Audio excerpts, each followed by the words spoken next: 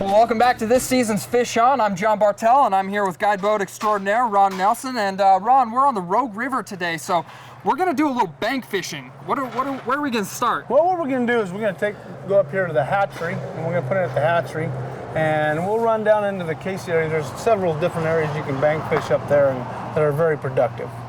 So we need to head in here to Pat's first and get some gear, and we'll head up there. Fish on, fish on. So Ron, there's a lot of different lures in here. What are we going to use today? Basically, we'll just use corkies with a hook. You can use 2 or 3 or 1 corky, it don't matter. And about a 20-pound leader, about 4 feet long. Well, while we're checking out, let me tell you about the area we're going to be fishing at. Hatchery Hole in Casey Park are just outside of Shady Cove and offers many different amenities for the whole family.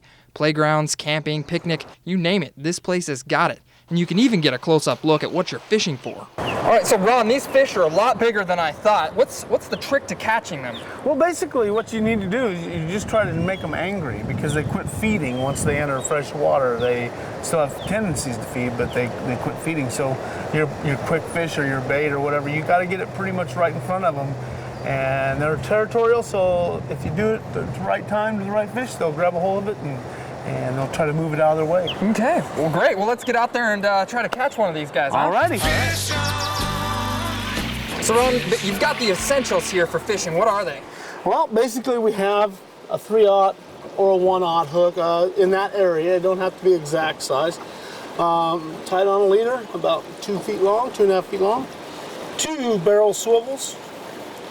One will control your sinker and the other one will control your hook. And this is the type of sinker we use, most all of us use in the drift boats today, and they come in different sizes according to the currents.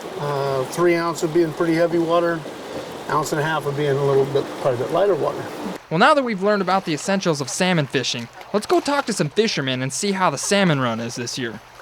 Fishing this year is definitely far better than it has been the last couple years, yeah. There's fish in the river this year, and compared to last year, why, there's a greater chance of catching fish. Well, if you need to see it to believe it, check out some of the catches these guys made. Me, on the other hand, I didn't do so well. All right, Ron, well, we're wrapping things up here at Casey Park, and I think we learned a lot of good tips today. Yeah, and I think if you use what we showed you, it'll give you a really good chance to get one of these springers and take it home. All right, well, until next week, I'm John Bartel. I'm Rob Nelson. Fish on. Fish on, fish on. Do it by the book, don't take too long. Set the hook, reel it in strong.